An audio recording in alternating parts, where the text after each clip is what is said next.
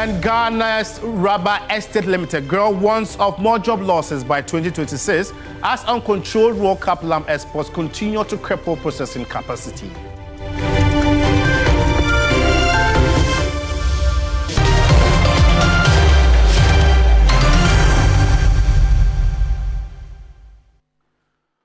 Well, we have details of these stories and many more coming up in the next 60 minutes if you spend your time with me. You can also get interactive with us.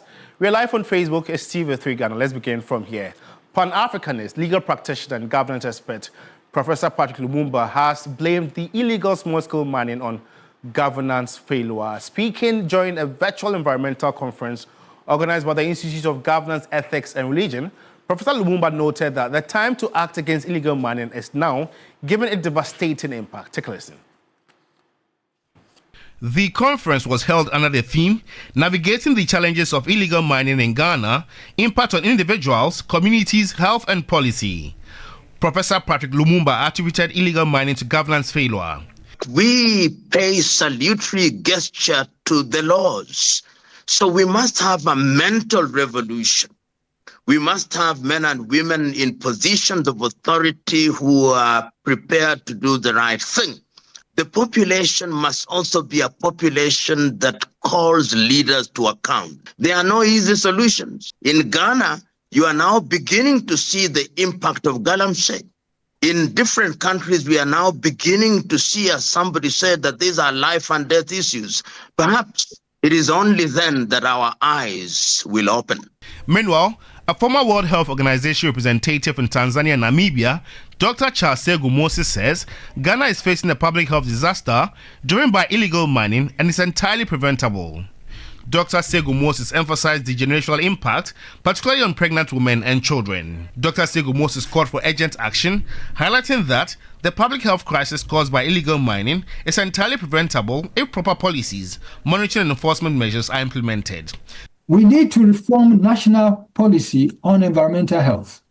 The policy must ban mercury use with real enforcement, require real-time environmental monitoring for both legal and illegal activities, mandate health impact assessment before issuing mining licenses. Thousands of acres of farmlands have been destroyed over the years by illegal mining, with rivers and water bodies severely polluted.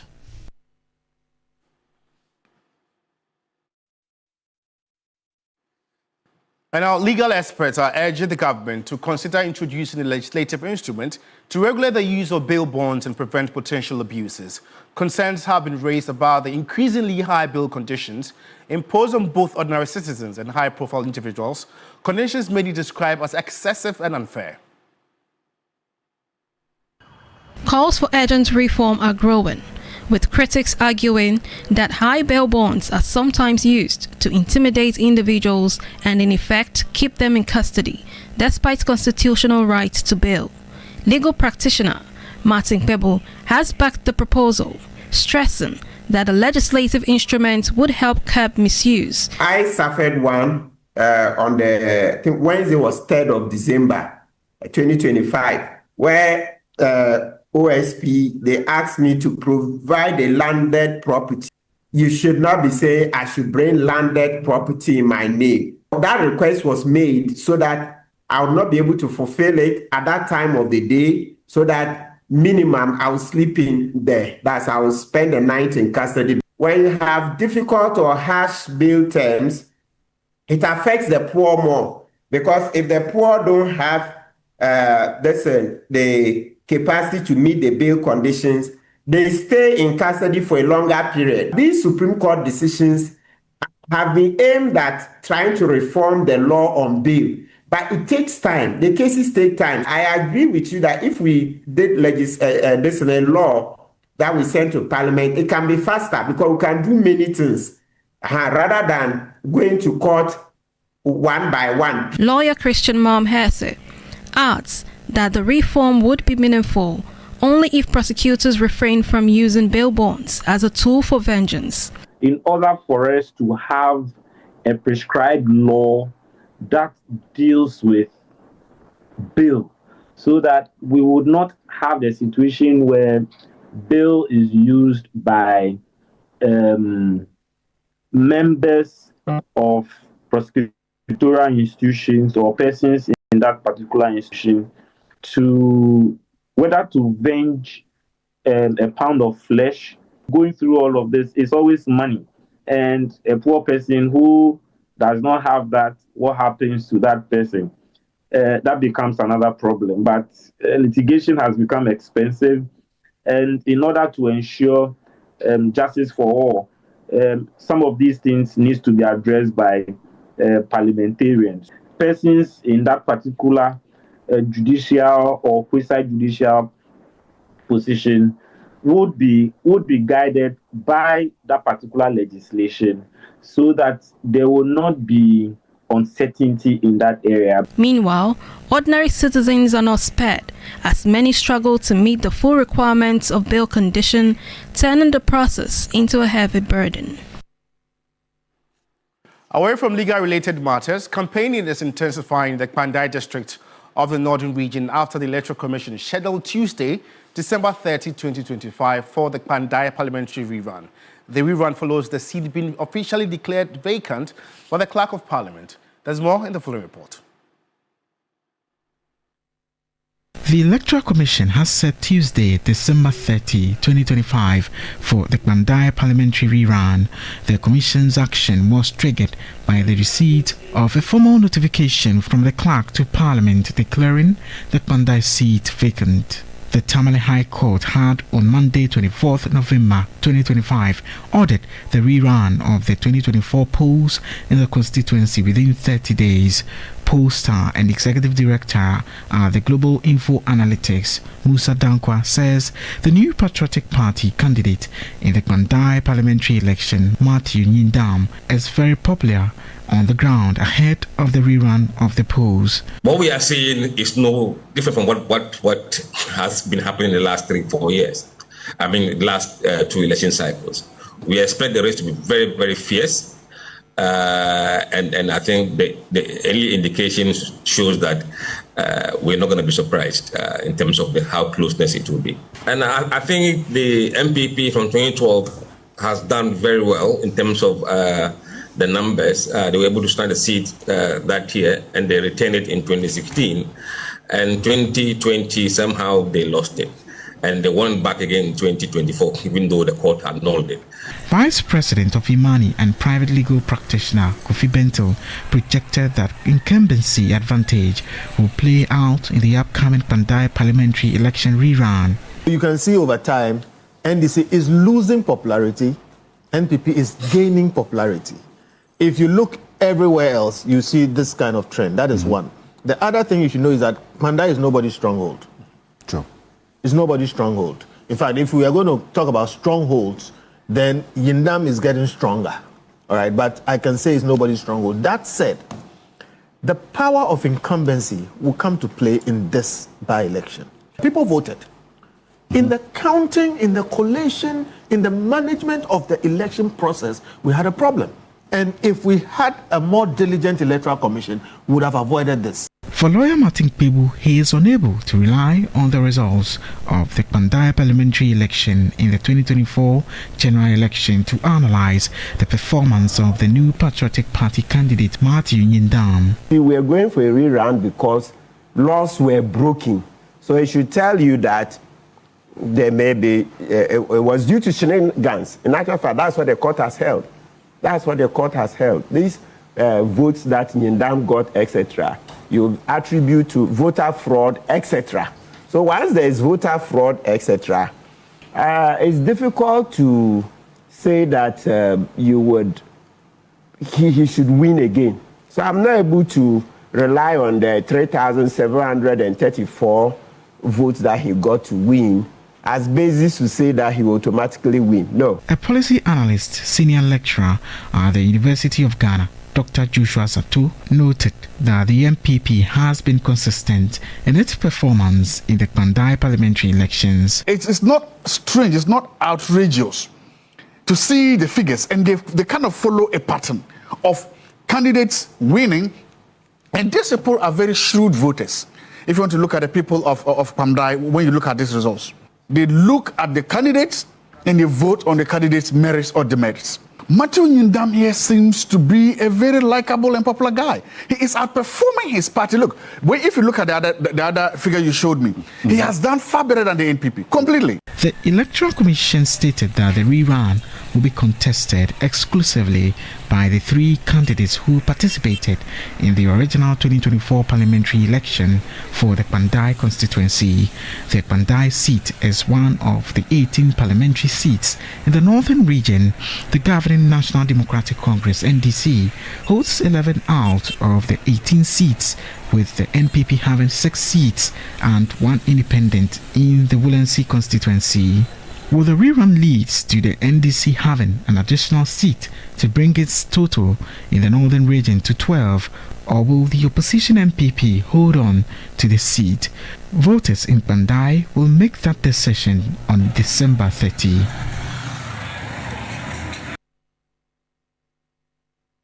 In more news this afternoon, Ghana Rubber Estate Limited is warning of more job losses in 2026 if the uncontrolled export of raw cap lamps is not halted. The company says egg processing levels continue to drop sharply as its factories are starved of essential raw materials. Here's a report by Stephen Kujo. And if you're just tuning in to watching Weekend Central here on TV3, let's know what you make of stories that have aired so far. We are active on Facebook. It's TV3 Ghana, and we take our attention to a growing public conversation, and would also want to talk about how marriage in Ghana, specifically the areas of confusion and conflict between customary marriage and ordinance marriage. As more couples navigate these two systems, questions continue to arise. Where do the lines cross, and why are they so sticky? Ibrahim Abubakar takes a closer look at this very development.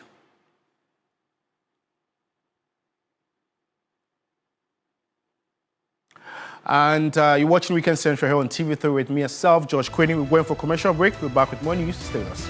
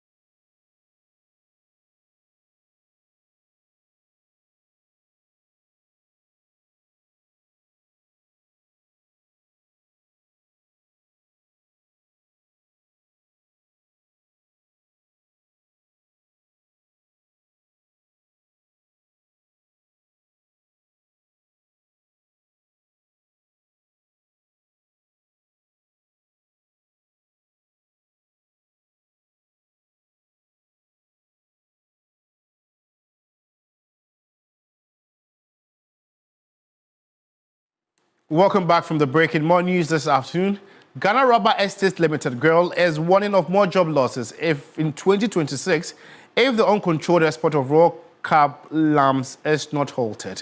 The company says its processing levels continue to drop sharply as its factories are starved of essential raw materials.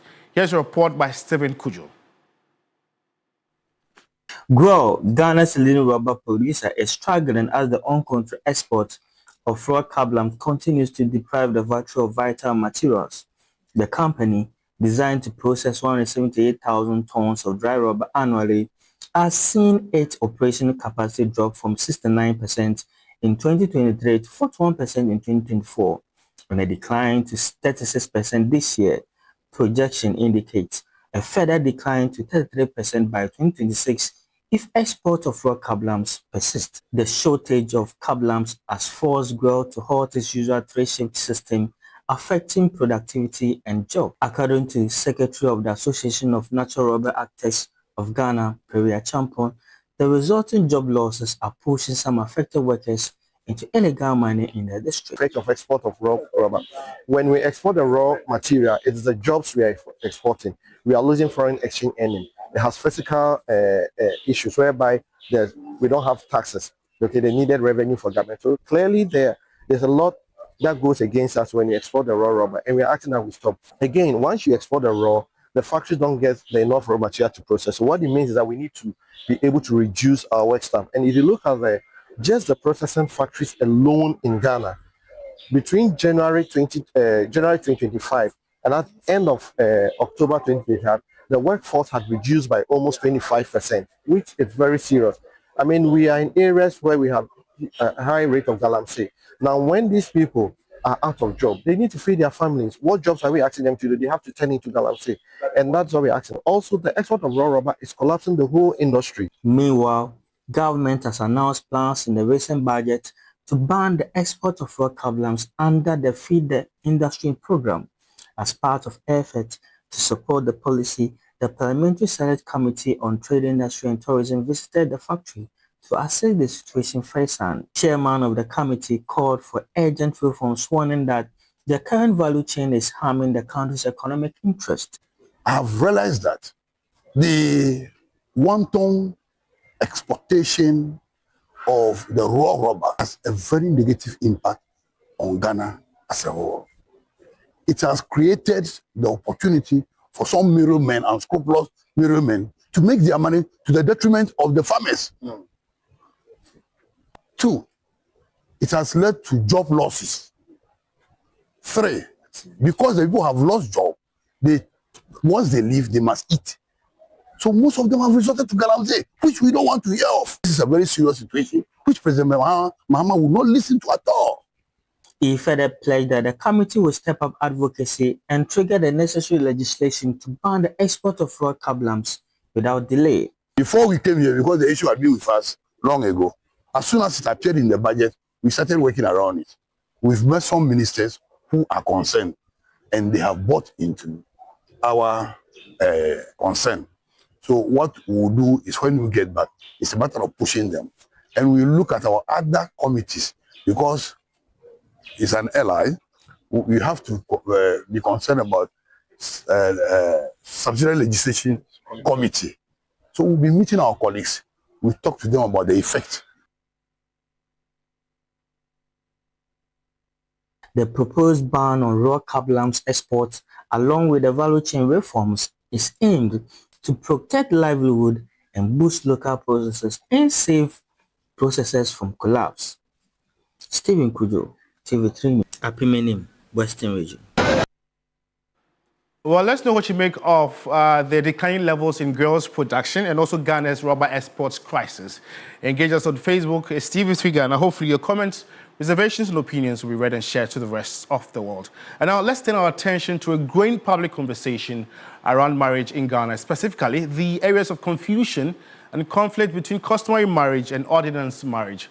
As more couples navigate these two systems, questions continue to arise. Where do the lines cross and why are they so sticky? Ibrahim Walker takes a closer look. Marriage in Ghana is recognized under three main forms: customary, rooted in ancestral tradition, ordinance marriage backed by statutory state law, and Muhammadan governed by Islamic principles. Yet for many couples, the differences remain unclear and the consequences sometimes costly. Under customary law, a marriage becomes valid once families perform the necessary rites, often including the knocking, bride price, and blessings from both households. It is culturally accepted, binding, and widely practiced across communities. But with increasing urbanization, education, and the push for legal protection, many couples now opt for ordinance marriage, a monogamous union registered with and enforced by the state. Once customary marriage will give you the leeway to marry as many as you want. For Mohammedan marriage, the maximum you can marry is 4. Marriage under ordinance, or the Cap 127, it is monogamous in nature. Unlike customary marriage, where the marriage is between the woman's family and the man's family. Under ordinance, the marriage is between a man and a woman. So it is the voluntary union between one man and one woman to the exclusion of all others. It means no other person can come in between the marriage. And that is where the sticky lines emerge. Some couples perform customary rites, believing they are fully married, only to discover later that legally the union must be registered to be recognized under the ordinance. You can't do ordinance and opt for a customary certificate. Yes, but couple can do customary ceremony, do every ceremony at the house, and come in and opt for ordinance certificates. They'll come and pass through the process of ordinance registration and come and sign the ordinance certificates. Officials say a growing number of disputes, especially around property, inheritance, and divorce, stem from this misunderstanding. But what will make a person opt for a type of marriage? I've been married close to 2 years now, and then I married under ordinance. Reason being that it is legally strong, and then when in case one person is out, maybe there is death or something, ensuring the inheritance or whatever, your children are safe because you don't have to go through all the drama with the family and other people interfering in what you and your husband has suffered to gain and all that. So I opted for that, and also the very important one, it is monogamous. I prefer the customary, and the reason being that it's safe, and then I would be bothered with dividing my properties with the woman that I will marry. Under the customary, I think you can marry as many as you want as compared to the ordinance. Experts advise couples to understand the system they are choosing and the responsibilities that come with each. After praying, look at the legal implications. If you can handle them. If you can't handle, relax and select the one you can handle. I think once that happens, we are on the same page and our society will be free from matrimonial causes. Marriage registration, very important. You have to register your marriage. You have to get married the right way. But marriage is not a certificate. Marriage is both of you getting married. So whether traditional or statutory, clarity remains key in avoiding the pitfalls that have trapped many families. As conversations continue about harmonizing Ghana's marriage laws, one thing remains clear: informed choices can prevent years of conflict. Ibrahim Abubakar, TV3 News. Education is often regarded as the gateway to opportunity. Yet for many students, the West African Senior School Certificate Examination (WASSCE) has become a high-stakes barrier that determines their future. Each year, thousands of young people face the painful reality of failing this exam, a moment that is too often treated as a permanent setback rather than a temporary challenge. And this, Judith Brown seeks to challenge the misconception that failing WASSCE marks the end of a student's life prospectus. Failure, they say, is not the end of the road, but a bend in the path, not the closing of a chapter, but the turning of a page. But what happens when failure seems to be an unending reality? I don't have any example to show that I have passed. Kofi, look at me, I have passed, so you should also do same. I don't have anything to tell them. Meet Kwame, not his real name. A young man with big dreams for his future, dreams that have taken much longer than he imagined to materialize. I felt very sad. I noticed even young people know I'm at where I'm not supposed to be. For 3 years, he's been chasing a West African Senior School Certificate examination pass, and the years of hard work and hope have gradually turned into years of disappointment. It all started on the 16th of September when we took our commerce paper. So we were assigned our various classrooms, and I was very scared. Yes, I was very scared on that day. We started with the exam, and to be truthful, it wasn't easy. What I had prepared for, a few of them came, I think 1 or 2 came, and those were the ones I was able to answer very well. But some of them the questions were quite difficult and very, very practical. I had D7 in core maths. Despite the devastation of his first failed attempt, he did not give up. He tried again, convinced that he could do better. His second attempt was marred by a cancellation of his entire school's results due to exam irregularities. Kwame was left with nothing but dreams put on hold once again. So WAEC was like they were going to release the results on 28th February. So I quite remember it was around 4 a.m. I received a message that they had released the results. And at that time I was a teacher also. I bought a checker, went to work. So when it was break time, I decided to pull out the checker and then check. And I noticed they had cancelled it. They had cancelled both the maths and science, leaving not even one of the students. And now, in his third attempt, Kwame's results have been blocked due to a clerical error. His name wrongly added to a list of students' own fees. A mistake that could cost him another year and another opportunity. Each and every year, I buy the forms because my parents are very much aware that I'm not a bad student. Even when they don't have money, one thing my parents always tell me is that even if they will have to borrow for me to go to school, they will do that. So my parents have really sacrificed. So that alone is a different burden on itself each and every year. Kwame's story is one of heartbreak, being stuck behind while watching friends and colleagues moving forward. When I look at some of the memories I shared with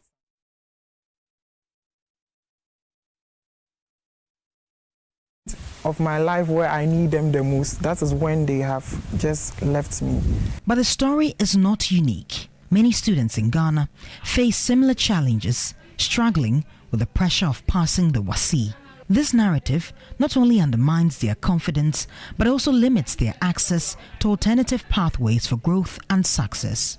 You know, for those who get to be interviewed, the kind of optimism that they exhibit, that, oh, people are not yet blow, a bit try, you know, that kind of thing. And then results are released and it doesn't go the way they expect. I mean, for, you know, these students, I mean, the initial reaction will be that shock and disbelief, especially when they try to compare themselves with other people.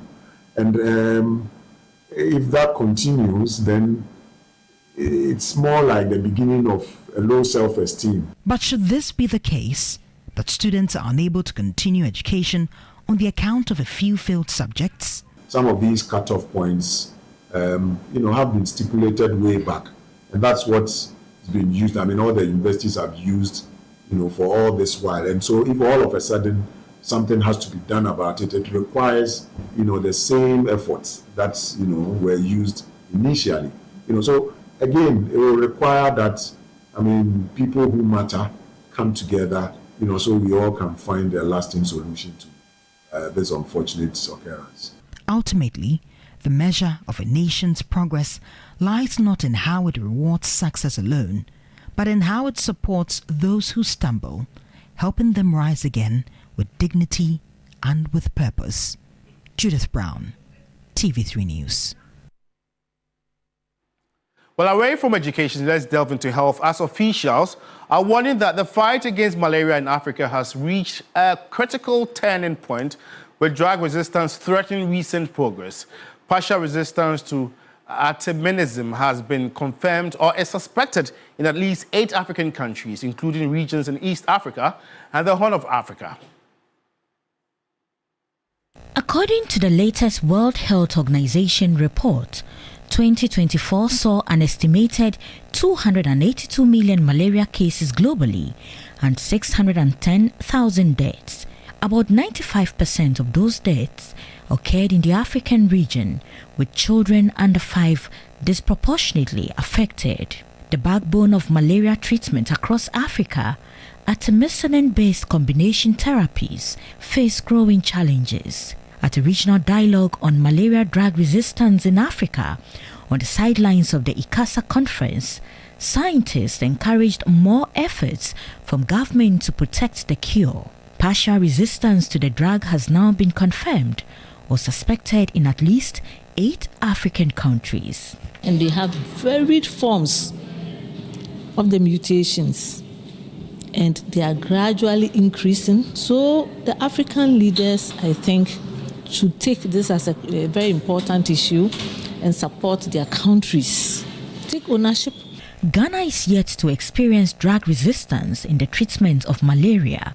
Dr. Hilarious Abiu is the National Malaria Elimination Program Manager. If we don't protect the medicines we are using now and we develop resistance, we are going to cough up multiple times the amount of money we are spending currently to treat malaria, just to make sure that our people recover when they get malaria. So it will require a lot of investment. CSOs want government to focus more on preventive mechanisms. Many countries who really have developed, they've invested in research, and I think Ghana government, apart from prevention, that we are calling them to invest in, they should also maybe invest in research. Chairman of the Parliamentary Select Committee on Health and a member of the coalition of parliamentarians engaged to end malaria in Africa reaffirmed their commitment to efforts to eliminate malaria. The fight to end malaria is not only a scientific issue.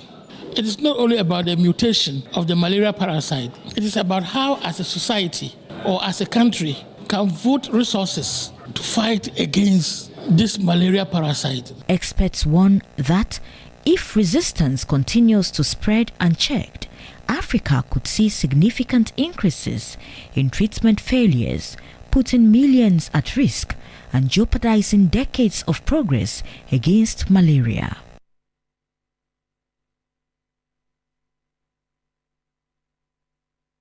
Still on health, and concern is growing over poor nutrition and its impact on the health and development of people across the country.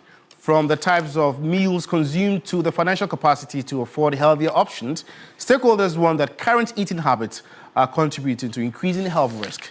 They believe that improving these habits will enhance nutrition, raise living standards, and reduce the overall burden of all diseases. The call for improved nutrition is growing louder, with many urging the government to intervene and ensure healthier diets for the population. Member of Parliament for Lambosi and board chair of Kolebu Teaching Hospital, Professor Titus Bayu, attributes the prevalence of poor diets among Ghanaians to the inability of many households to afford balanced meals. People are not eating well, not because they have chosen not to eat well, but because they don't have the money. They don't have the means. They cannot afford protein on their meal. And so if we improve the living standard, improve the wealth of the country, individual wealth, and it's properly distributed, we'll be able to improve nutrition significantly. Experts say existing government policies are not yielding results. Our governments are doing well, but the policies are not working. So let's rethink about our policies and to see how we can address the issue of childhood stunting, the issue of childhood anemia, the issue of exclusive breastfeeding. We are asking government to make it mandatory for all people who are processing food, who are, producing food, to put the nutrition labels. At a stakeholder meeting on strengthening investment and leadership for maternal and child nutrition in Ghana, Dr. Charity Binka said Ghanaians are not paying enough attention to what they eat. We have very nutritious things, but people are too busy, they don't have time. So I think that we have everything we need to make sure that our children do not become diabetic, do not become hypertensive when they are very small. Formerly, talking about hypertension, diabetes, among adults was not very common. But now it's all over. When you hear somebody, the person gone too soon, what a shock. Residents also shared their thoughts on nutrition. If the food is delicious, the food is healthy, and it's 1,000 Ghana, I don't buy, I'll buy it. Our forefathers were not eating those sugary foods. So when you see our forefathers, they live longer than we this generation. Let's stop eating those sugary foods and let's concentrate on our natural foods. Let's cook for our children. I believe that every family should know what works for each and every child. Depending on the time, no, it's very accessible, it's very affordable, but is it going to help my body at that time? That's what I use to determine what to eat. My mom, now I decide to say, if I give rice to my family yesterday, today I give them fufu so that it can vary.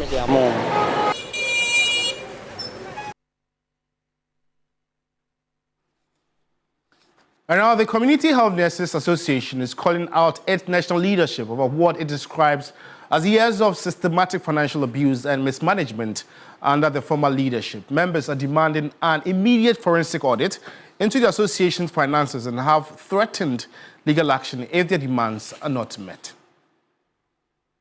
Members of the Community Health Nurses Association in the Bono Ahafo region are accusing erstwhile management of what they describe as financial misappropriation, abuse of office and administrative malpractice between 2012 and 2023. She failed to constitute a mandatory standing committees as required under Article 40 of the Constitution, including Disciplinary and Ethics Committee, Finance Committee, Procurement and Project Committee, Marketing and Publicity Committee, Education and Program Committee, and Socio-Economic and Welfare Committees. Article 41 mandate the Finance Committee to handle auditing and budgeting and financial reporting and investment and fundraising. Additionally, Article 36, Clause 2 requires the National Council to ensure annual auditing of accounts, while Article 36, 5A mandate the preparation and approval of annual budget. All these things she ignored. The regional chairman of the group, Oseyao Alassani, also revealed that the current administration, led by National President Francis Bupi, inherited a mountain of liabilities that threatened the association's legal and operational standing. After leaving office, the former national president claimed to have spent 270,000 Ghana cedis, which is 2.7 billion OCDs, to repair the association V8. Rent for the national secretariat remained unpaid for over 1 year. Senate contribution of staff were not paid for several months. Additionally, evidence shows that she withdrew 140,000 Ghana cedis, which is 1.4 billion, from the association accounts after leaving office, leaving the new administration financially stranded. The disgruntled nurses are calling for an immediate external forensic audit into the association's coffers. We therefore formally direct the National Council, 1, engage independent external auditors to audit the association accounts from 2012 to 2025. Constitute an ad hoc committee to investigate all matters relating to the association land in Sunyane and Ho. Immediately retrieve and ensure proper handing over of all association assets, documents, and properties still in possession of the former national president. And lastly, pursue legal actions should a prima facie case of financial impropriety be established. The association has also issued a threat of legal action should the National Council fail to meet their demand. Grow Ghana Weekend Central. We're going for a quick commercial break. We're back with more news. Stay with us.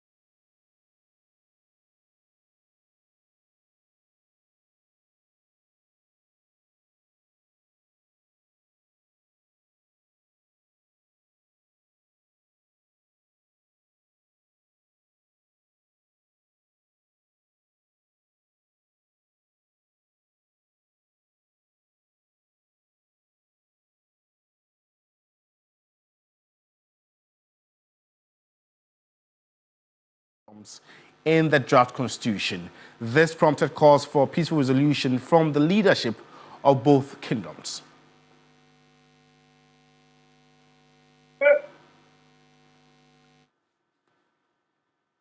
And now let's connect with our Savannah regional correspondent, Christopher Mwako, and get more updates on this very development. Chris, what more can you report on this move by the two powerful kingdoms in northern Ghana? Yes, so George, if you look at the northern parts of the country and the boundaries that exist between the Dagombas and the Gonjas, you take this eastern part of Gonjaland, western, northern part of Gonjaland and Dagbon. They share land boundaries at certain points. And so in 2023, when Dagbon was revising its constitution, some portions of the lands that the Gonjas believe belongs to them were captured. And so they petitioned the National House of Chiefs for them to, as it were, not to approve of the revised Dagbon constitution. And so this was understood. In efforts to ensuring that they address these concerns, the two kingdoms, the Yagbonra and the Yana, have agreed to form a committee that will look into this matter. You know that there has been some peaceful coexistence between Dagombas and Gonjas over the period. Earlier this year, the Yagbonra visited the Yana in Yendi, and the Yana reciprocated this visit in July this year. And so they are looking at how to keep the peace between the two kingdoms. Let's take a listen to what the co-chair of the committee has been saying after the engagements. Not Gonjas and Dagombas. If there will be any problem, not Gonjas and Dagombas. Because when they bring the TZ bowl, the Dagomba man will bring the soup and the Gonja man will bring the TZ. We eat together. This is exactly what it means. Look at the geographical history of northern region. At first, when we say northern region, everybody thinks Kamale and Damambo, Gonja and Dagomba. People knew us to be one region.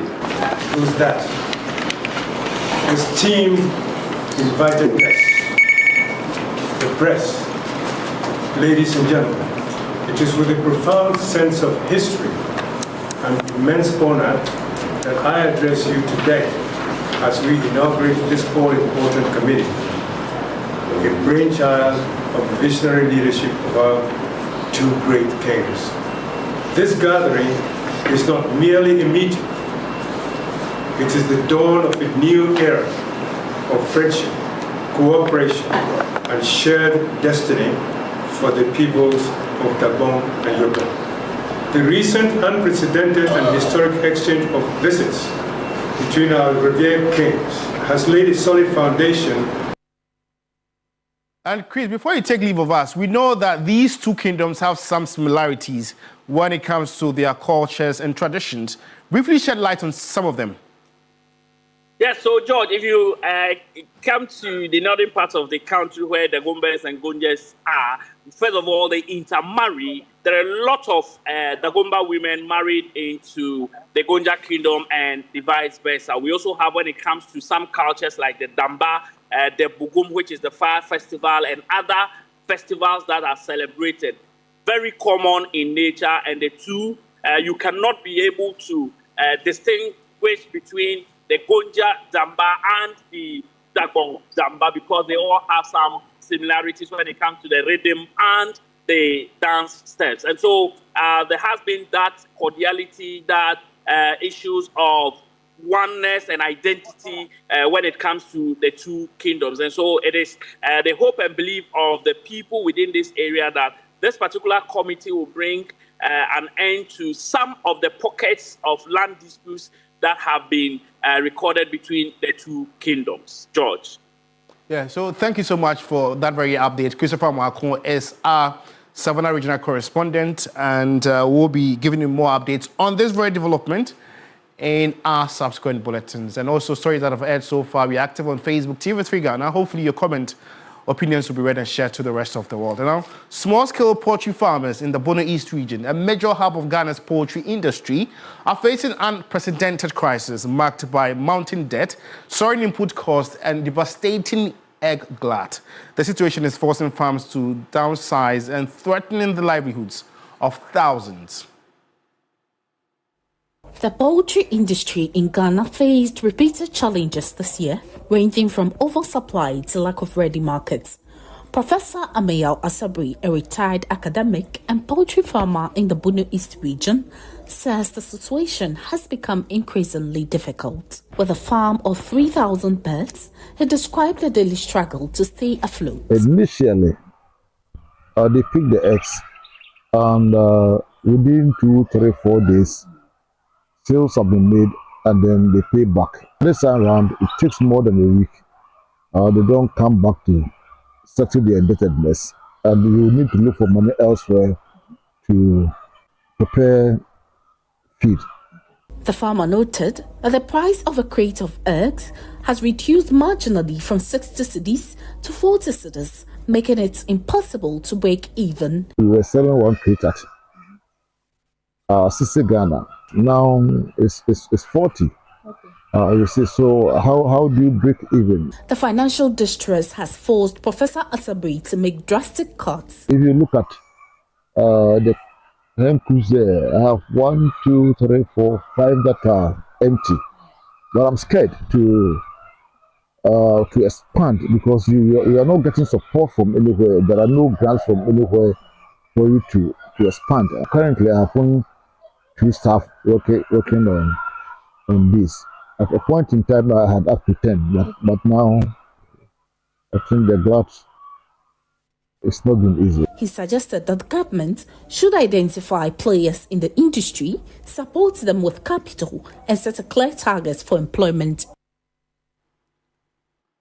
Another Food and Drugs Authority, FDA, has urged startups and small-scale businesses to comply with its progressive licensing scheme. The Eastern Regional Director of the authority, Anita Owusu-Kufuor, explained that adherence to the scheme will enhance producers and also improve the quality of their products. Christmas time is around the corner and consumers are making purchases ahead of the celebrations. The Food and Drugs Authority, FDA, is encouraging the public to choose certified made-in-Ghana products to promote safety and support local industries. The authority is targeting nearly 60% of locally made goods stocked on shop shelves to improve consumer preference for certified Ghanaian products, which can significantly impact the economy. Eastern Regional FDA Director Anita Owusu-Kufuor noted that increased patronage of local goods will help small businesses enhance production and create more employment opportunities.